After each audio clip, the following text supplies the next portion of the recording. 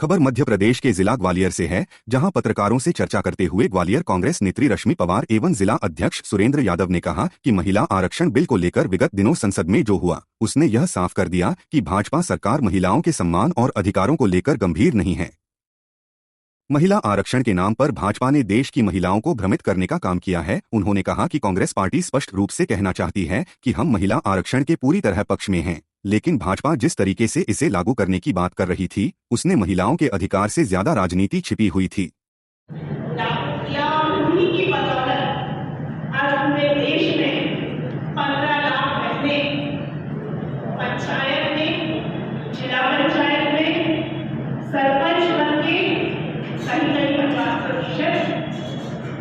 आबादी का हिस्सा वहां पर 15 लाख के लगभग बैठी हुई है।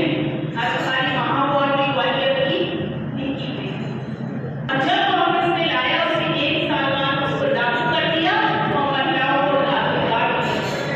कांग्रेस ने ही अध्यक्ष बनाई गई महिला, राष्ट्रपति कांग्रेस के समय में बनाए थे। मैं पूछना चाहती हूँ बीजेपी से कि क्यों आपने अभी तक आपका अध्यक्ष महिला नहीं है? आपने क्यों महिलाओं को कठपुतली अपनी पार्टी में बना रखा है?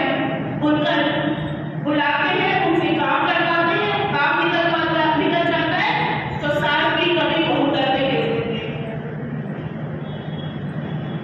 मध्य प्रदेश में सरकार आई उमा भारती जी की कागज पर और उनका इस्तेमाल करके वो हटा दिया, दरकिनार कर दिया।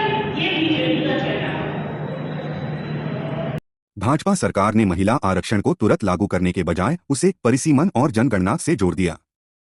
इसका मतलब साफ है कि सरकार महिलाओं को अधिकार अभी नहीं देना चाहती, बल्कि केवल चुनावी लाभ लेना चाहती है। यदि भाजपा की नीयत साफ होती तो महिला आरक्षण 2024 या 2029 से लागू करने का रास्ता साफ करती, लेकिन उन्होंने महिलाओं को सिर्फ वादों और नारों में उलझा कर रखा। महिला आरक्षण के नाम पर जब कानून बन गया 2023 में, तो फिर ये बिल का दिखावा नहीं हो, ये केवल परिसीमन का देश मिलना चाहते थे, ये केवल नाटक इसलिए चल रहा था। और आपने जैसे पूछा कहा कि आप आंदोलन क्यों नहीं करते? क्या मामला था? हमारा ग्वालियर में आंदोलन देखा, कब 2 बार देखा आंदोलन, हमारी घरों में गिरफ्तारियां लगती थी और जितना आंदोलन, और जब तक न्याय नहीं मिल जाएगा जब तक आंदोलन करते रहेंगे। रश्मि ने कहा कि महिलाओं को 33% आरक्षण तत्काल दिया जाए, क्योंकि यह आदेश 2023 में ही पास हो चुका था। महिलाओं को सभी 545 सीटों पर 33% आरक्षण देकर संसद में जाने का मौका दिया जाए, इस परिसीमन से न जोड़ा जाए। कांग्रेस हमेशा से चाहती है कि देश की महिलाएं संसद और विधानसभा में मजबूत भागीदारी करें। हम महिलाओं को सम्मान, सुरक्षा और राजनीतिक अधिकार देना चाहते हैं। महिला आरक्षण का जो ये नारी बंधन अधिनियम जो लाए हैं, ये तो पहले ही पास हो चुका है 2023 में। इसका नोटिफिकेशन और ये जनगणना की आड़ में, संविधान संशोधन की आड़ में, संविधान संशोधन करना चाहते थे नारी कानून की आड़ में, जो कांग्रेस ने और विपक्षी दलों ने इनको पूरी तरीके से नकार दिया और गिरा दिया। इनकी झूठी मंशा थी, उसको लागू नहीं होने दिया। हम लोग चाहते हैं कि 543 जो सीटें हैं उस पर तुरंत लागू किया जाए। अति पिछड़ा और हमारी ओबीसी SC ST बहनों का हिस्सा चोरी ना हो, जो ये करने की कोशिश में थे। हम चाहते हैं कि 543 सीटों पर तुरंत से आज अभी इसी वक्त से लागू किया जाए आरक्षण, और उनको 33% उनकी हिस्सेदारी संसद में सुनिश्चित। जब 2023 में बिल्कुल फायदा, बिल्कुल संख्या बढ़ेगी, लेकिन जब हमारे बीच में आज बैठ के कुछ तय हुआ 2023 सितंबर में, तो उसको उसी तरीके से रहने देना। ये भारत की संरचना का डिस्ट्रीब्यूशन करके, उसकी संरचना को गड़बड़ करके उत्तर और दक्षिण की लोगों में आपस में टकराहट का काम ये जो कर रही है सरकार, इस संरचना को बिगाड़ने का काम वो उनके निस्ते-नाबूद इनके इरादों को कांग्रेस पार्टी ने कर दिया।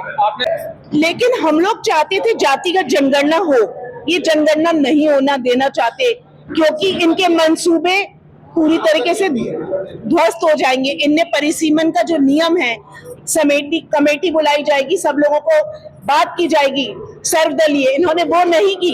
इन्होंने 3 लोगों को की अपनी कमेटी बनाकर उसको कर दिया। इन्हीं की सरकार के उत्तर प्रदेश के योगी जी ने अपनी ही सरकार को इस मुद्दे पर कटघरे में खड़ा कर दिया। नहीं, हम लेट नहीं हुए।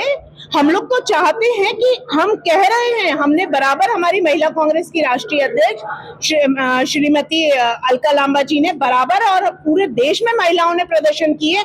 हम लोग लगातार प्रदर्शन कर रहे हैं और मांग कर रहे हैं पूरे देश में पत्रकार वार्ता के माध्यम से, आप लोगों के माध्यम से, सहयोग से हम लोग जनता तक अपनी बात पहुंचा रहे हैं कि कांग्रेस तो बिल्कुल साथ है। कांग्रेस ही वो पार्टी है जो महिलाओं को आरक्षण देने की बात आदरणीय स्वर्गीय राजीव गांधी जी के समय से कांग्रेस ने ही रिजर्वेशन दिया, जो 15 लाख महिलाएं पंचायतों में, नगर पंचायतों में अध्यक्ष कहीं पर सरपंच बनकर बैठी है। ये कांग्रेस की ही देन है, ये उनकी बौखलाहट और घबराहट है।